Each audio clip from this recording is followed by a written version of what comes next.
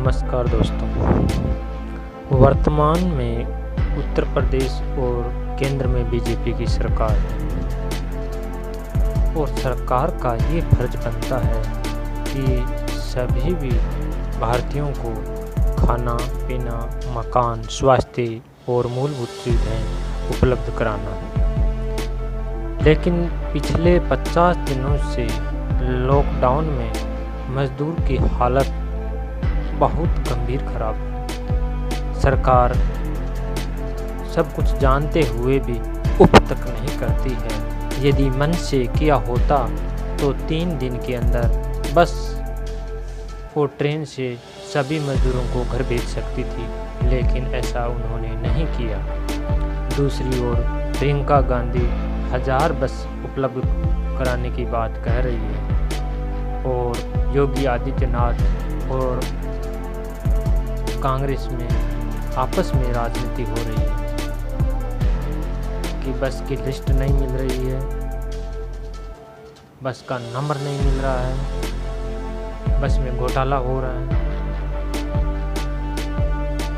और तो और जो योगी को जो बस मिली है, कम से कम उनकी लिस्ट बनाकर प्रशासन मजदूर को तो घर भेज देना चाहिए और यही लिस्ट प्रियंका गांधी को भेज देनी चाहिए कि आपके इतनी बस आई है, ये ड्राइवर है, इतने मजदूर गए हैं।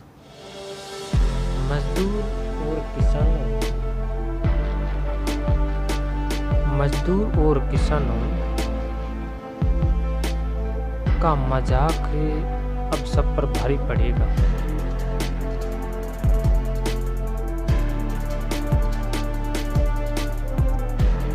उधर बहन मायावती जी ने आज ट्वीट करके बताया कि अभूतपूर्व कोरोना लॉकडाउन के कारण देश की सरमाई स्थिति, अव्यवस्था और ध्वस्त अर्थव्यवस्था में थोड़ी सुधार के लिए केंद्र ने जो कदम उठाए हैं उस पर विश्वास करते हुए बीएसपी का यही कहना है कि उस पर जमीन पर ईमानदारी से लागू करने की जी जान कोशिश करें और तत्काल शुरू कर देनी चाहिए। और साथ ही लाचार और मजलूम करोड़ों प्रवासी मजदूरों के लिए जो 1000 करोड़ रुपए की घोषणा की गई है वह यूपी जैसे अति प्रभावित राज्य को सीधा मिलना चाहिए, ताकि वह अन्य उनके अपने पांव पर खड़े होने पर वास्तविक सहारा बन सके और गरीबी मजदूरों को आगे पलायन करने हेतु विवश ना होना पड़े।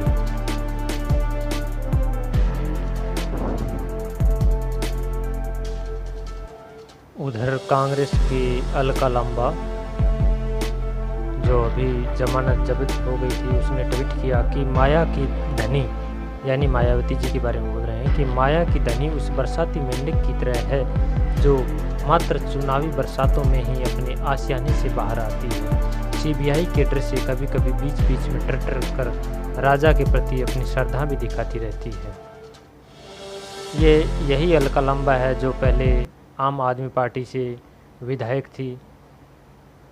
आम आदमी पार्टी छोड़ने के बाद में अभी कांग्रेस ज्वाइन किया और वहाँ चांदनी चौक से उसकी जमानत जब्त हो गई थी। अलका लांबा की इस प्रकार की भाषा इसकी मानसिकता को दर्शाती है।